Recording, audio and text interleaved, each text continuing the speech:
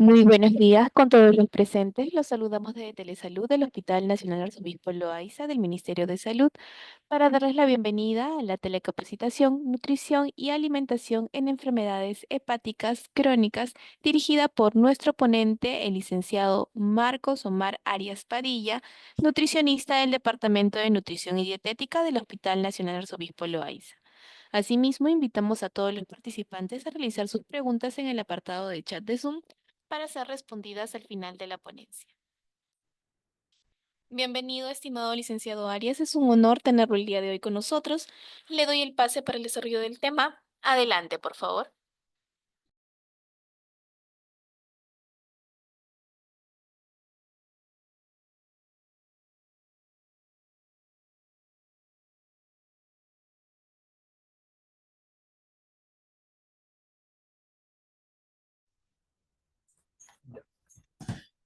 Muchas gracias por la presentación.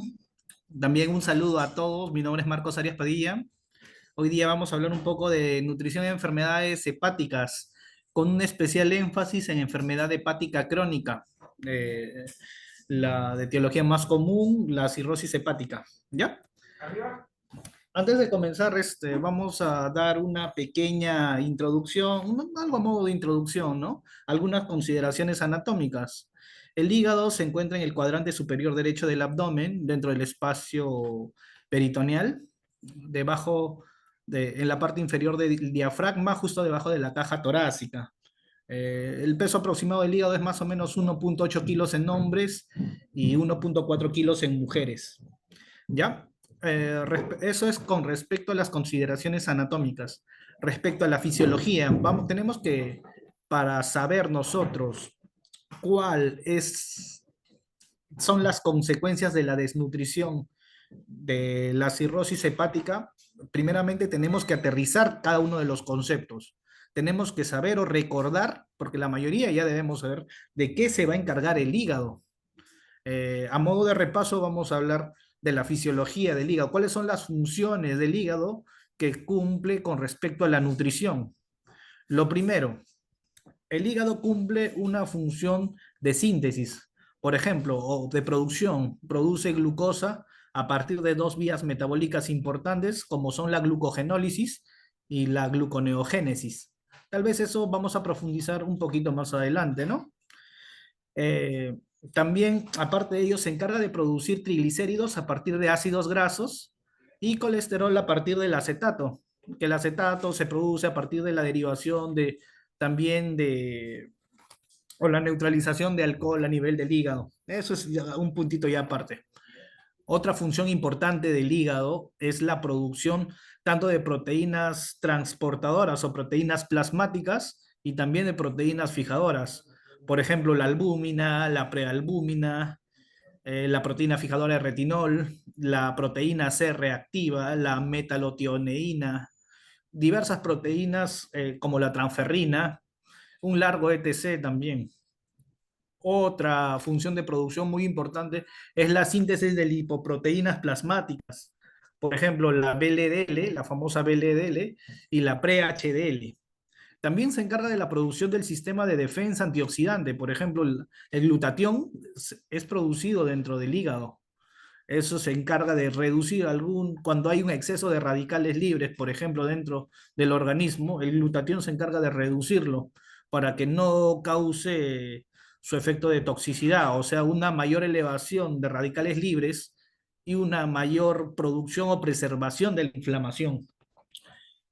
Una función importantísima del hígado y que incide también de manera importante sobre la absorción es la producción de sales biliares, lo cual se va a encargar de emulsificar el colesterol, perdón, emulsificar lípidos a nivel tanto del yeyuno e ilion para su posterior absorción. La vesícula solamente se encarga de almacenar ellos, no se encarga de sintetizarlo, ¿ya? Eh, Aparte de ello, también el hígado cumple muchas otras funciones. Por ejemplo, sirve como lugar de almacenamiento de algunos productos, algunos nutrientes, por así decirlo. Por ejemplo, el glucógeno, que almacena entre comillas glucosa a nivel del hígado. La vitamina D también se almacena a nivel del hígado. el hierro, el cobre, el manganeso, también se almacenan a nivel del hígado. Esas son funciones muy importantes del hígado y tenemos que tener conocimientos de ella para explicar por qué un paciente va a tener deficiencia de estos micronutrientes y cuál va a ser el efecto de estas, porque muchos de ellos actúan como cofactores en diversas reacciones enzimáticas que permite tanto la síntesis de proteínas como también el metabolismo de la glucosa y los lípidos. ¿Ya? Otra función importante del hígado es, por ejemplo, la neutralización de hormonas o la conjugación también de toxinas, fármacos, por ejemplo. ¿Ya? Una función importante también del hígado que me estaba olvidando es la conversión del amonio en urea. Es decir, cuando uno consume algún alimento con origen proteico, ¿no? Tiene su esqueleto con su amonio, digamos así, o su esqueleto nitrogenado, o un radical nitrógeno.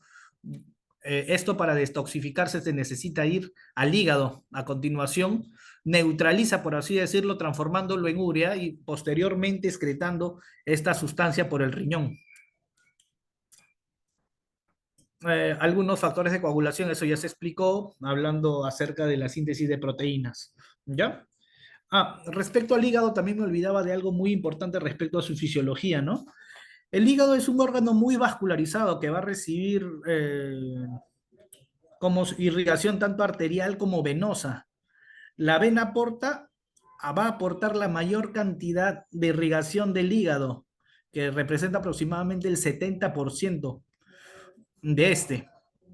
La vena porta se va a alimentar, eh, por ejemplo, de todo nutriente o fármaco el cual se absorba a nivel de la vía oral, a nivel del tracto gastrointestinal, es decir, la irrigación de la vena porta, que va a alimentar el 70% del hígado, por ejemplo, eh, la va a tener tanto el vaso, por ejemplo, el páncreas, todo el tracto gastrointestinal, por ejemplo, intestino delgado, intestino grueso, etc. Y también tiene otro tipo de irrigación, por ejemplo, la arteria hepática, que si bien tiene menor cantidad de nutrientes, tiene mayor cantidad de sangre oxigenada, pero representa una menor irrigación del hígado, solamente con el 30% aproximadamente. ¿Ya? La bilis, como hace un ratito también les mencioné, se sintetiza a nivel del hígado. ¿Ya? Este va a ser transportado a través del conducto hepático, tanto izquierdo como derecho, a la vesícula biliar. Ahí se va a almacenar la bilis y se va a utilizar dependiendo de la presencia, digamos, de alimento a nivel del duodeno y yeyuno para su posterior emulsificación. Puede almacenarse directamente a nivel de la vesícula o también puede trasladarse por el conducto colédoco, desembocando a nivel de la ampolla de Vater para la posterior emulsificación lipídica eh, de las grasas. Valga la redundancia, casi he cometido un pequeño error. ¿Ya? Vamos a la siguiente lámina. Acá hay algunas funciones del hígado, esto lo he sacado de un libro de nutriología médica, en el cual están resumidas algunas funciones y alteraciones del hígado. Por ejemplo, uno cuando ya conoce la función del hígado y sabes que hay una insuficiencia hepática crónica con la consecución o como cirrosis hepáticas, lo que te va a producir a continuación es lo que está en el lado derecho. Por ejemplo, si está alterada la depuración de amonio, lo que va a haber más desaminación y gluconeogenesis. Esa es una función importante también del hígado, la desaminación. Por ejemplo, se le quita el esqueleto o el radical nitrógeno y a través del amonio todo ello va a ir y se va a convertir a nivel del hígado en urea y posteriormente se va a desechar a través de los riñones. O también como función el hígado tiene la transaminación para la síntesis de aminoácidos no esenciales a partir de aminoácidos esenciales. Eso creo que nosotros también ya sabemos. Pero respecto a este cuadro, lo que sí puedo explicarles es que si está alterada la función, la de la depuración del amonio, lo que se va a incrementar es el amonio a nivel circulatorio, lo cual va a atravesar la barrera hematoencefálica ante un pH alcalino y va a producir los síntomas tradicionales de encefalopatía hepática. ¿Ya? Eso tenemos que conocerlo bien. Si no hay una buena síntesis de proteínas, eso sí hace un momento lo hemos explicado, va a haber una menor síntesis hepática, va a haber mayor cantidad de catabolismo, lo cual va a llegar a producir un tipo de desgaste muscular que vamos a tener una laminita más adelante también para poder explicarla, ¿ya? Todo ello. Este cuadro se los voy a dejar a manera de información porque leer todo esto va a implicar demasiado tiempo, pero a modo de información sí les puedo decir que si una función está alterada, mm, se puede explicar lo que podría pasar con este paciente a través de un mecanismo que está bien descrito a nivel del lado derecho. Si vemos en el lado izquierdo, la mayoría de estas son funciones metabólicas, tanto de los macronutrientes como también de los micronutrientes, en el cual se ve que si hay una insuficiencia hepática crónica, todos estos van a estar alterados y en el lado derecho te explica el mecanismo de cómo se hace y nosotros por nuestras diversas bases teóricas ya podemos saber qué te puede pasar cuando tienes esto. Esta lámina de acá es bastante interesante, ¿ya? Nos da, esto sí lo he tomado de una exposición que una vez hizo un laboratorio, hace un tiempito. Esta lámina sí, siendo sinceros, lo reconozco, pero la puse porque me parece muy interesante para explicarle el proceso de desgaste muscular, ¿ya? Recordemos que la sarcopenia es la disminución de la masa muscular y a la vez de la fuerza y la prevalencia en personas con enfermedad hepática es alrededor del 76%. Estas cifras suelen ser variables, más o menos según diversas fuentes de medición.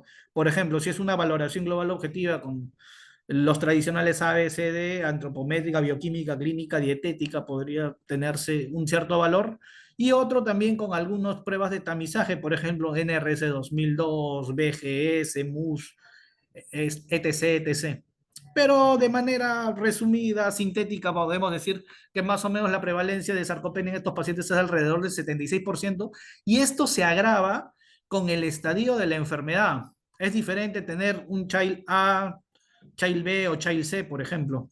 A mayor grado a mayor severidad de la enfermedad, por así decirlo, vamos a tener un mayor desgaste muscular, una mayor sarcopenia, ¿ya?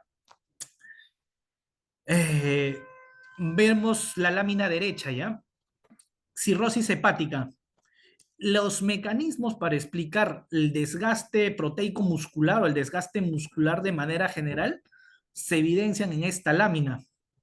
Primeramente, cuando se altera cada una de las funciones del hígado, van a producir diversas consecuencias.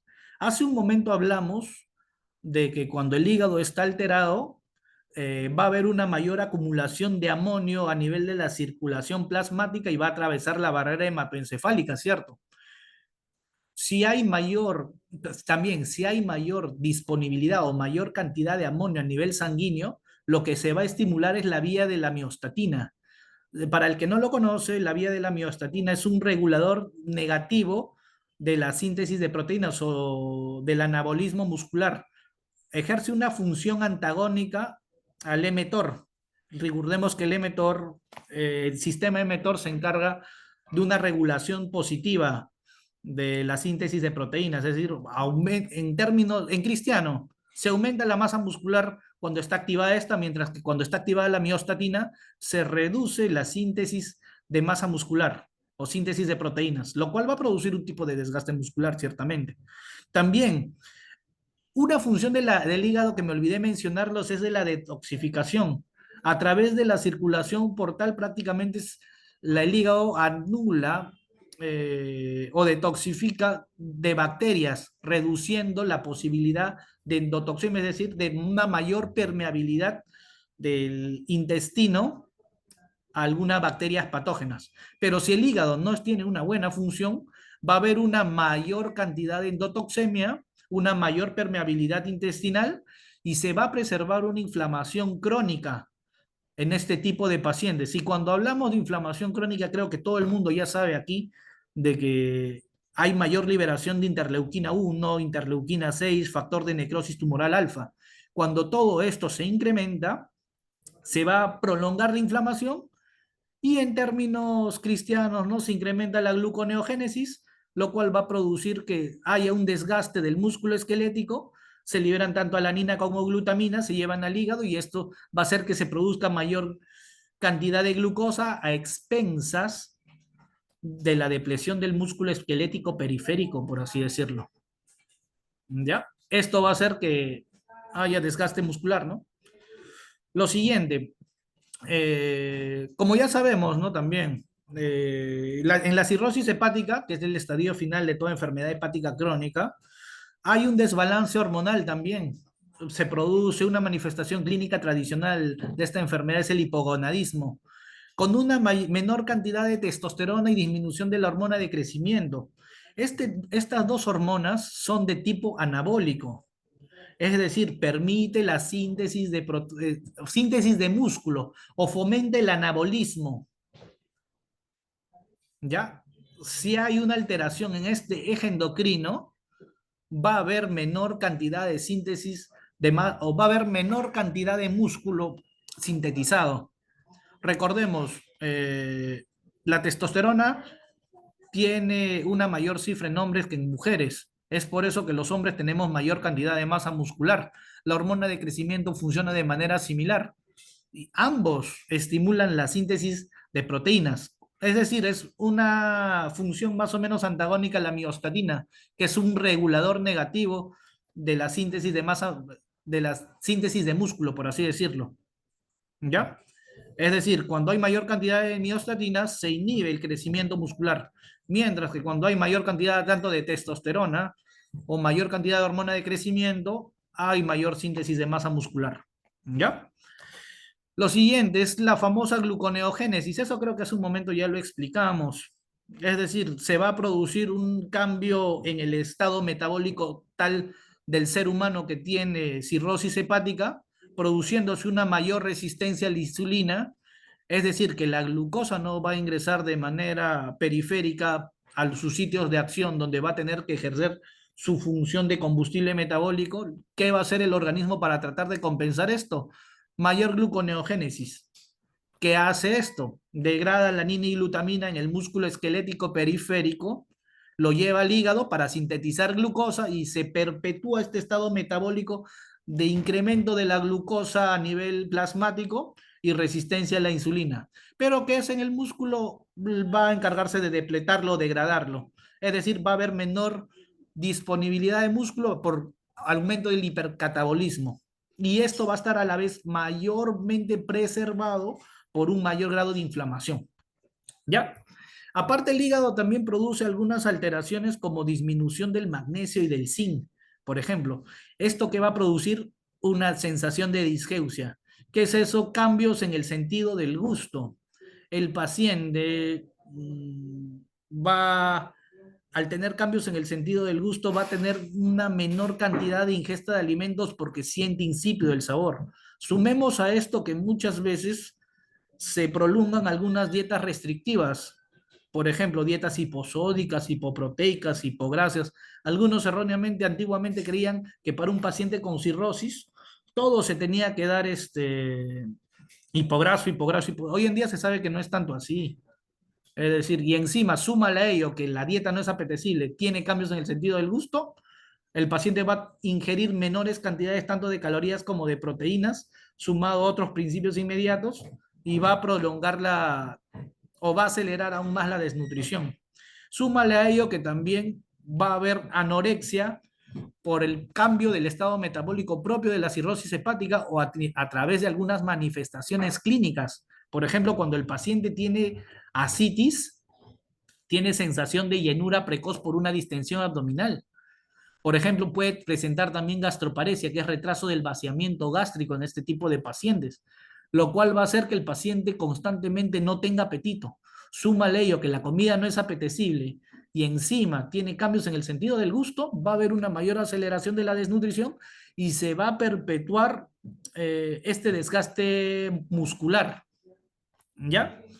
Aparte de ello, también hay una vía adicional que es la disfunción mitocondrial. Es decir, va a estar alterada la vía de la fosforilación oxidativa, ciclo de Krebs, todos aquellos procesos metabólicos que se hacen en la mitocondria, disminuyendo la producción de ATPs, lo cual también a la larga te va a llegar un mayor desgaste muscular. Me he extendido un poquito en este acápite porque es muy importante para explicar por qué un paciente con cirrosis está desnutrido.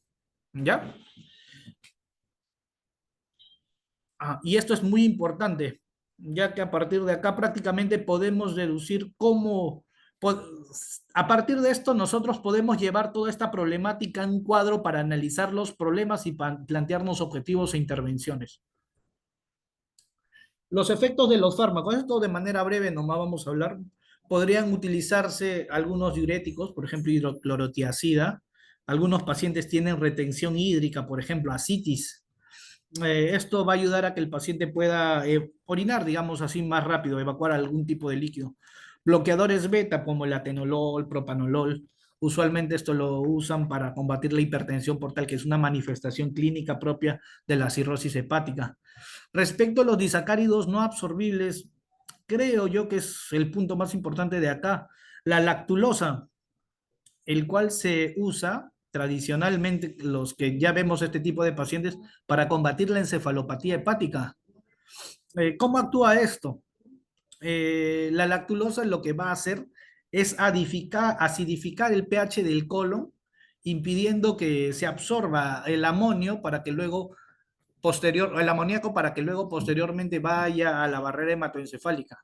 Otra manera también, otro mecanismo de acción de la lactulosa es que va a promover, esta va a actuar como un prebiótico, digamos así, y va a favorecer que hayan bacterias buenas, entre comillas, de la microbiota, a nivel de la microbiota del colon, por ejemplo, bifidobacterias o lactobacillus.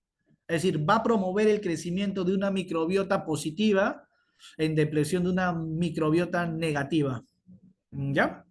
También propiamente dicho, la lactulosa va a dificultar la absorción de toxinas propias que pueden favorecer el estado, un mayor estado de, por así decirlo, en el cual el amonio pueda aumentar significativamente en la circulación sanguínea. ¿Ya? Recordemos que hace un momento me parece que ya lo dije también, ¿no? Eh, ¿Qué es lo que pasa con el amonio cuando hay cirrosis hepática? No se va a transformar en urea y no se va a excretar por vía renal. Lo que pasa es que se va a empezar a acumular en la sangre, va a haber ante un pH alcalino.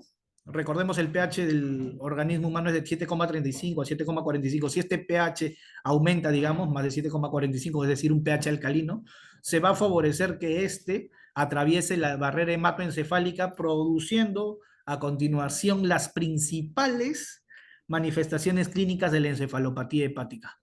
Otros fármacos también importantes como la rifaximina o también tradicionalmente, a veces cuando no tenemos esto, le dan los médicos metronidazol, ¿no? Para tratar de barrer la microbiota intestinal, y lo cual va a disminuir la producción de amonio. Esto también se podría usar eventualmente en este tipo de pacientes. ¿Ya? Estos son los cuatro principales grupos de fármacos que se usan.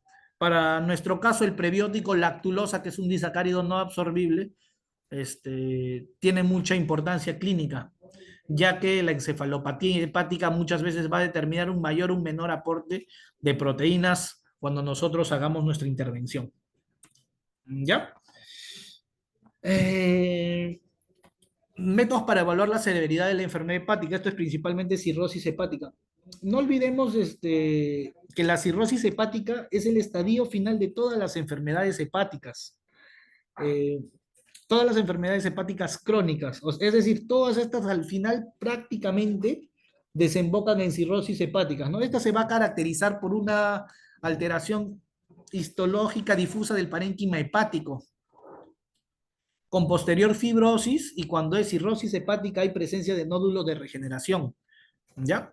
Alrededor del 90%, y esto es importante para nosotros, eh, el 90% de casos de cirrosis hepática se va a deber al abuso de alcohol. Hay otras 10% de causas que son entre variables y desconocidas. ¿Ya? Respecto a esto también hay que hablar de dos puntos muy importantes. Hay, digamos así, entre comillas, dos tipos de cirrosis hepática, la compensada y la descompensada. ¿Ya? En una cirrosis hepática compensada, digamos así, no se van a desarrollar ninguna complicación clínica propiamente dicha de la cirrosis hepática. Es decir, que sea característica prácticamente neta de ella.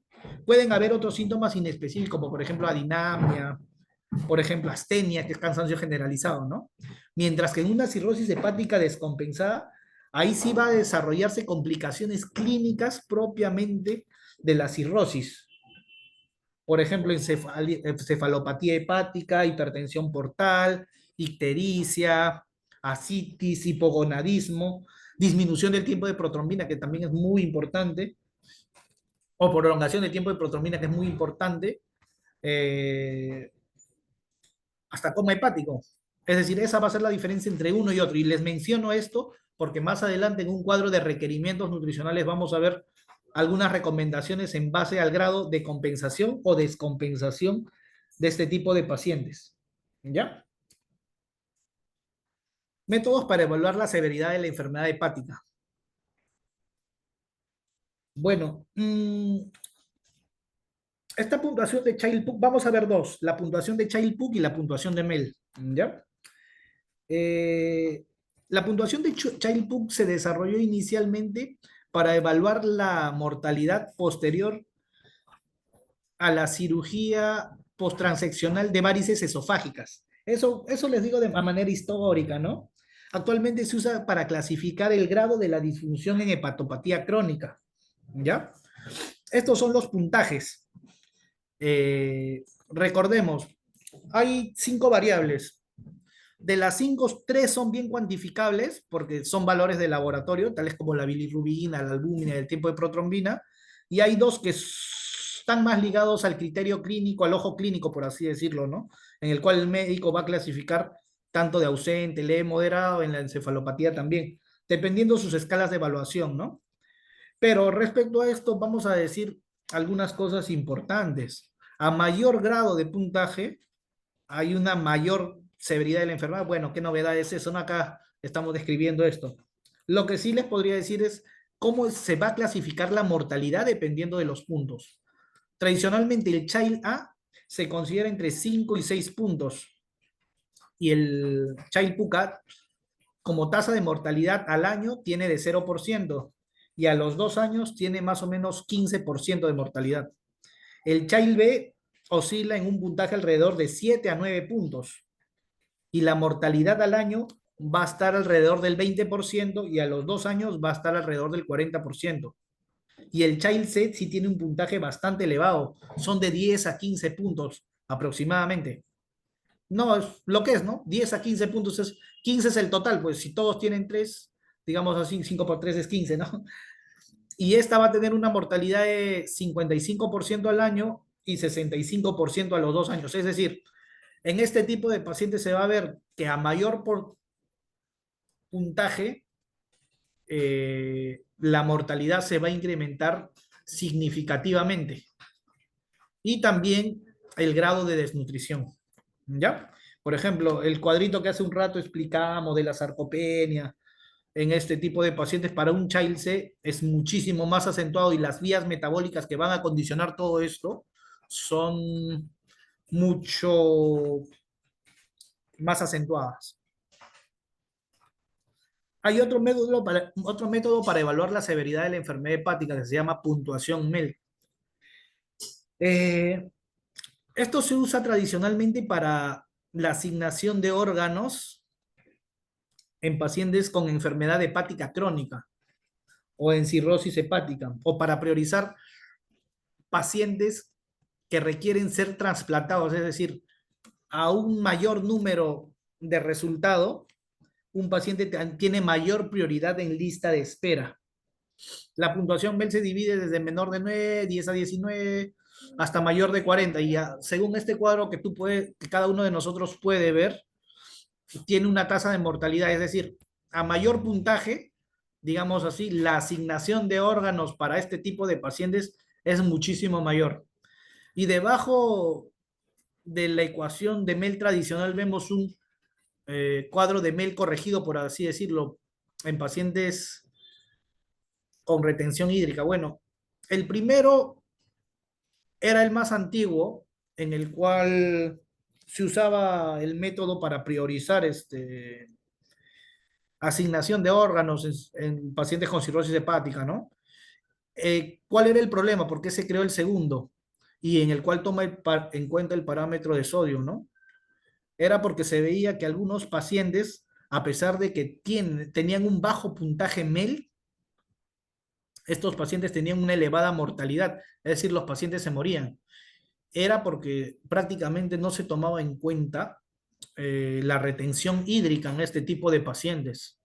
Por ende, un tipo de MEL corregido tomó en cuenta también el parámetro de sodio para poder corregir esto. Es decir, primeramente vas a tener que calcular el MEL tradicional y el segundo es el MEL corregido, en el cual también toma en cuenta la retención hídrica y prácticamente esta puntuación va a servirte de la misma manera para la priorización de la asignación de órganos.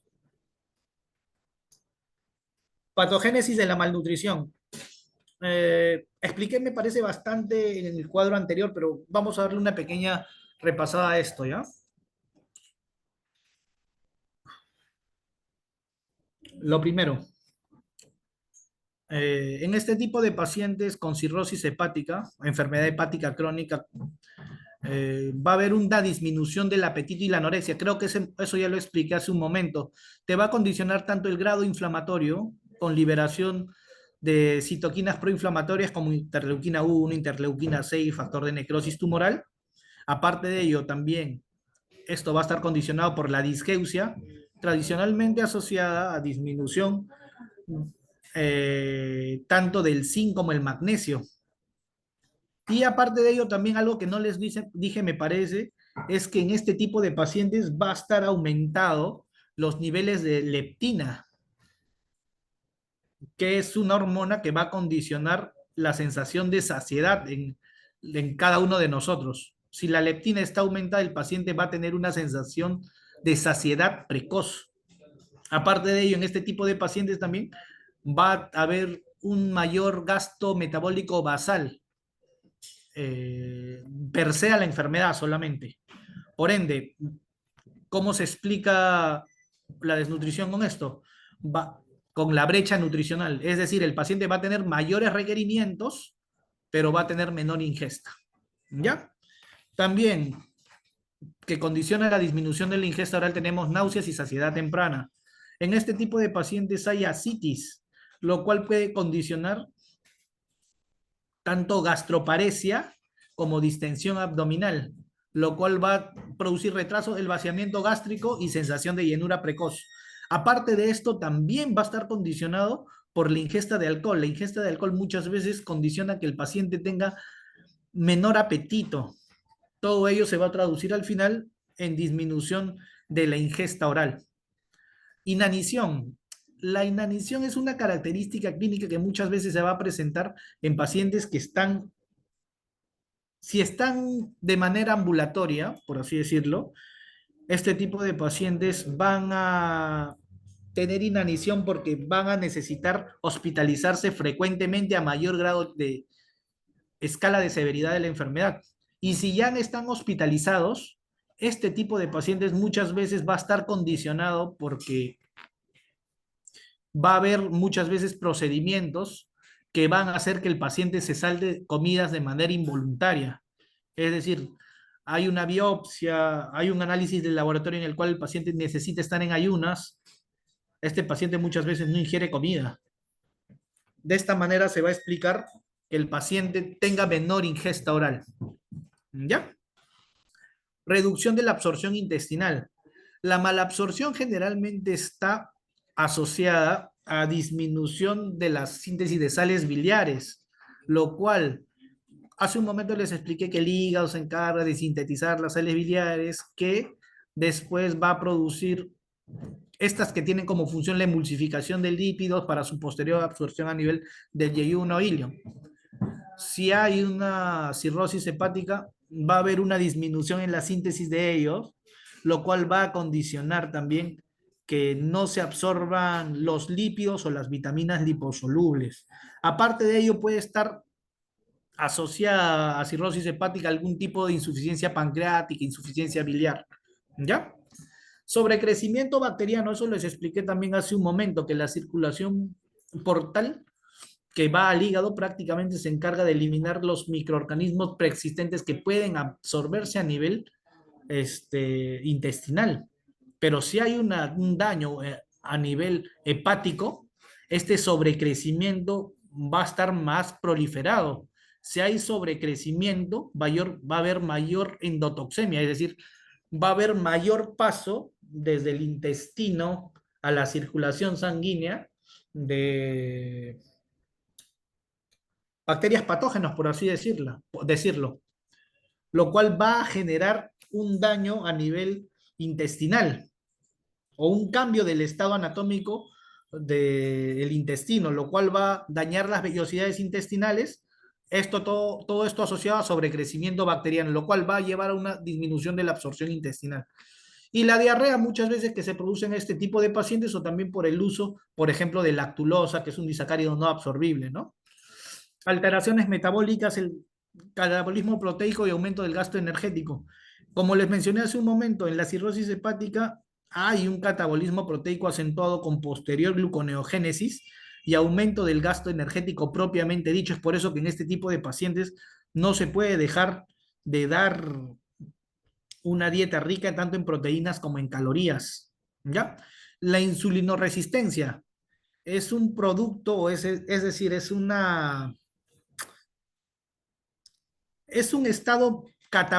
estado catabólico que se produce a nivel de toda persona que tiene cirrosis hepática, lo cual va a producir insulinoresistencia periférica.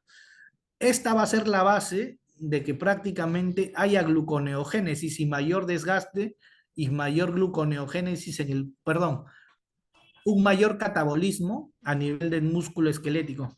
Y el aumento del turnover de grasas. No solamente hay gluconeogénesis exacerbada, sino también incremento de la lipólisis. Es decir, no solamente se va a degradar músculo, sino también grasa en este tipo de pacientes. Todo ello va a condicionar que el paciente con cirrosis hepática tenga mayor prevalencia de desnutrición, sarcopenia. Como vimos en la lámina anterior, era de aproximadamente el 75%. Ah, a manera de, este, vamos a ver algunas complicaciones de la enfermedad hepática avanzada. La citis se va a deber a la presencia de hipertensión portal que va a causar vasodilatación esplácnica mediada por la producción de óxido nítrico. Esto puede desarrollar alteraciones pulmonares mecánicas por efecto de la presión intraabdominal intratorácica, lo que va a conducir a disnea y dificultad respiratoria. Esto sumado a la sensación de saciedad precoz que puede causar depresión nutricional. Como les mencioné hace un momento, no solamente se va a causar sensación de saciedad precoz, eventualmente también podría crearse una especie de gastroparesia, que es retraso del vaciamiento gástrico, y el paciente constantemente va a estar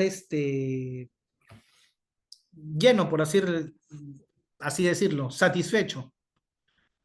Súmala a esto un aumento en los niveles de leptina que van a condicionar una mayor sensación de saciedad y el paciente prácticamente va a tener una disminución en la ingesta, ¿no? Algunas recomendaciones van a ser restringir el sodio de la dieta a 2000 miligramos por día, más el uso de diuréticos en pacientes con excreción urinaria de sodio menor de 78 equivalentes. Esto sí es muy importante.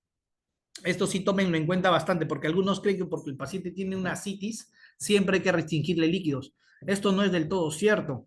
Se restringe solamente si los niveles de sodio son menores de 125 equivalentes por día, es decir, si hay una hiponatremia dilucional. Los niveles de sodio tradicionales son de 135 a 145. Esto va a variar dependiendo de algunos laboratorios, ¿no? Puede ser 136 a 146, pero solamente se va a restringir cuando hay hiponatremia dilucional. es decir, niveles de sodio plasmático menores de 125 miliequivalentes por día.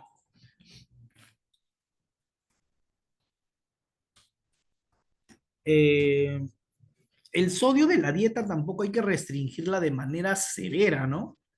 Lo que pasa es que cuando hay asitis, bueno, podríamos hacerlo, ¿no? Pero eh, no tiene que restringirse a menos de 2000, porque realmente lo que va a causar es que el paciente ingiera menos alimentos, porque una dieta con sodio menor de 2 gramos por día va a ser bastante insípida, ¿ya? Otra complicación es la hiponatremia, ¿no? Se define como una concentración de sodio menor de 130 miliequivalentes por litro junto con un aumento del volumen de líquido extracelular. Eh, este es un indicador independiente de mortalidad temprana. Se recomienda la restricción de líquidos para lograr un balance negativo. ¿Recuerdan lo que les expliqué en la puntuación MEL? Muchas veces cuando en la puntuación MEL no se tomaba en cuenta como parámetro el sodio, algunos pacientes tenían un puntaje MEL bastante bajo, pero sin embargo se morían rápidamente. Esto es debido a que no se tomó en cuenta los niveles de sodio plasmático. El sodio va a condicionar o va a ser un indicador de mortalidad temprana para este tipo de pacientes. Por eso en el MEL corregido ya se toma en cuenta los niveles de sodio. Muchas veces estos están alterados cuando hay una mayor retención hídrica.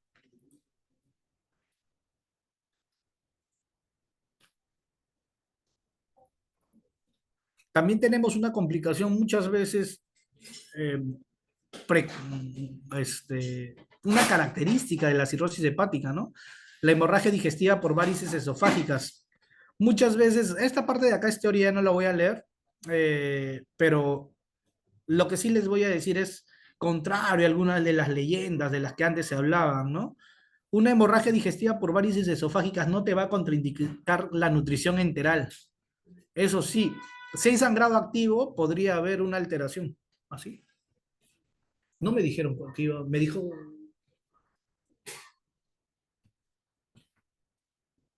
un ratito.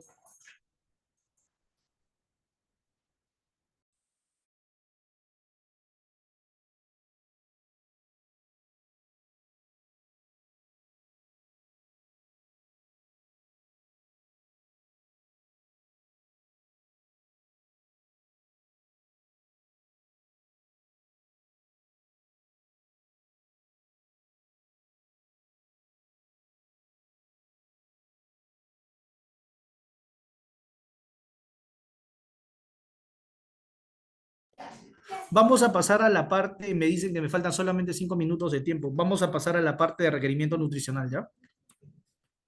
Pero, ya, lo que sí quería decirles era que la hemorragia digestiva, o las varices, perdón, la hemorragia digestiva activa sí te puede condicionar o contraindicar la nutrición enteral, ¿ya? Pero la presencia de varices esofágicas per se no contraindica la nutrición enteral. Antes se creía que porque había presencia de varices esofágicas no podía sondear al paciente.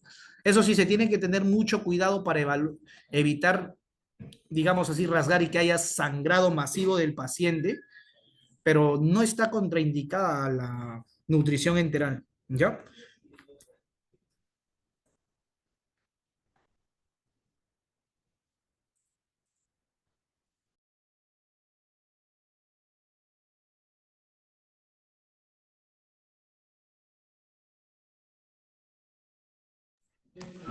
Vamos a pasar a la parte de requerimientos nutricionales, ¿ya?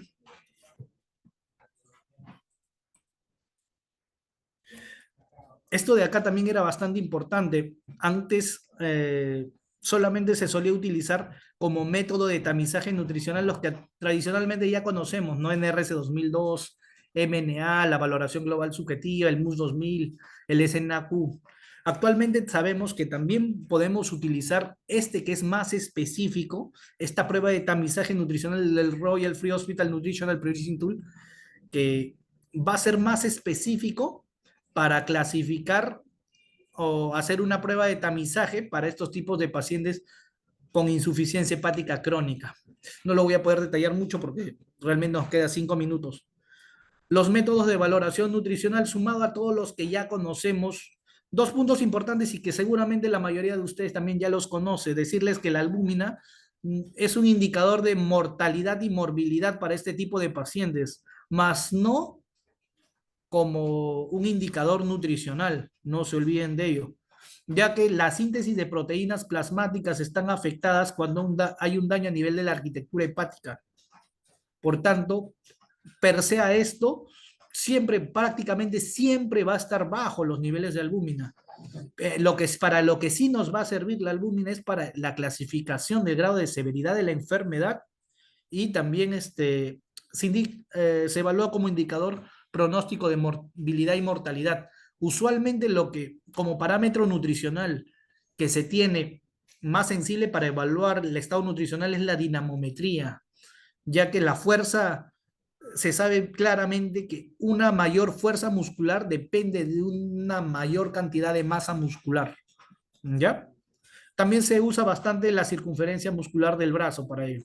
Vamos a pasar a indicadores nutricionales.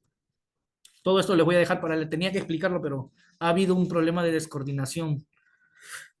Ah, vamos a terminar con estos dos puntos nomás, ¿ya? Este y este. ¿Ya? Recomendaciones calóricas y proteicas. Este es del Aspen y Aspen 2016 y este es el último del año 2022 de las guías ESPE. ¿Ya? Usualmente podemos utilizar cualquiera de los dos. Para las guías tampoco no ha modificado mucho, solamente hay un acápite específico en el cual se han corregido algunas cosas. Ya, recomendaciones calóricas y proteicas. Aspen y ESPE. Ah, usualmente, si vamos a usar el cálculo rápido en estos pacientes, se puede usar el peso seco, el peso ideal de 25 a 40 kilocalorías por kilogramo por día en pacientes que ya están compensados y en el cual el grado de desnutrición puede ser mayor o menor. Según las guías Aspen, un paciente estable y malnutrido usualmente tiene que, el cálculo, el requerimiento energético va a depender de la tasa metabólica basal por 1,2 o 1,4 de factor de estrés. ¿Ya? Sin encefalopatía no va a variar, o sea, paciente con o sin encefalopatía no va a variar el aporte energético, ambos va a ser igual. Lo que va a tener en el cual va a haber diferencias va a ser si hay presencia o ausencia de encefalopatía aguda. Si no hay encefalopatía aguda, se puede dar a libertad 1,2 a 1,5 gramos por kilo de proteína por día. Muchas veces esto incluso se puede incrementar dependiendo de las comorbilidades que tiene el paciente o del grado de estrés que tiene el paciente. Para esto es muy importante a veces tomar en cuenta las calorías no proteicas gramo de nitrógeno. Y en pacientes con encefalopatía aguda, como les dije, no va a haber variaciones en la tasa, en el requerimiento energético, pero sí en el aporte de proteínas. Usualmente se va a bajar severamente de 0,6 a 0,8 gramos por kilo de proteína, más 0,25 gramos por kilo por día de aminoácidos de cadena ramificada, leucina, isoleucina, valina, por ejemplo. ¿Ya? Mientras que en las guías ESPEN, eh, este es bastante anterior, lo vamos a ver en lo último, el siguiente cuadro, en el cual se habla de cirrosis compensada, descompensada, y en los niveles de encefalopatía también.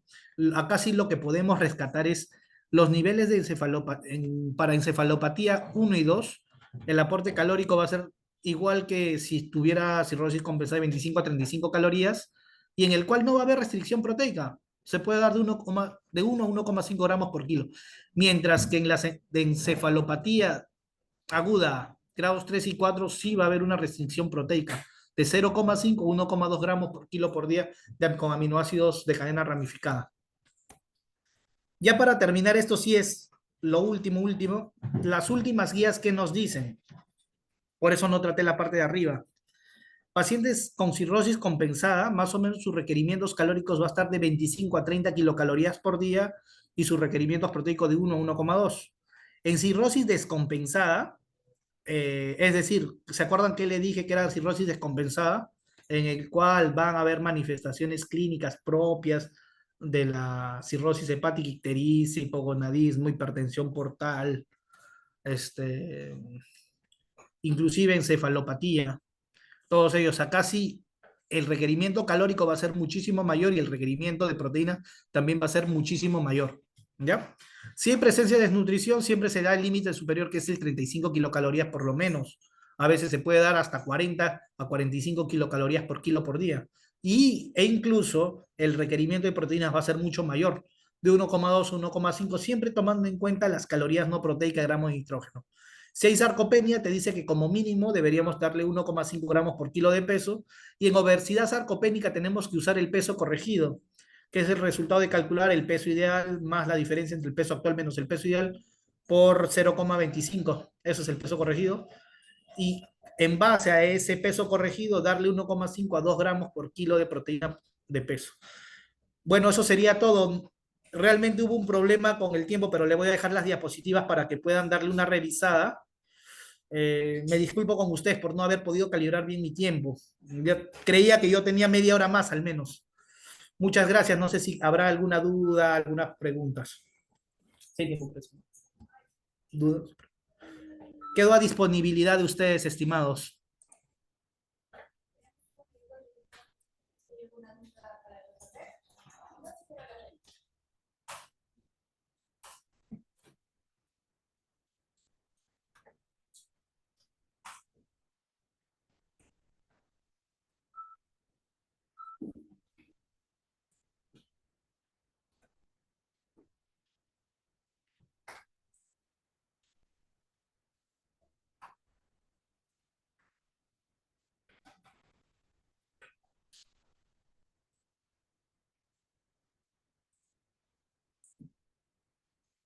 Muchísimas gracias, licenciado Arias. Al ver que no hay dudas al respecto y todo ha quedado claro, agradecemos a cada uno de los participantes que se han conectado el día de hoy y los invitamos a suscribirse a nuestro canal de YouTube. Nos pueden encontrar como Hospital Nacional Arzobispo Loaiza. Ahí podrán ver nuevamente esta y otras telecapacitaciones y tele-IEC. Asimismo, los invitamos a escribirnos en los comentarios otros temas de interés que les gustaría que se llevaran a cabo próximamente. Y con nosotros sería hasta una próxima telecapacitación. Ha sido un honor tenerlo el día de hoy con nosotros. Esperamos contar nuevamente con usted, licenciado, en una próxima oportunidad. Muchísimas gracias. Muchas gracias. Hasta luego. Muy amable.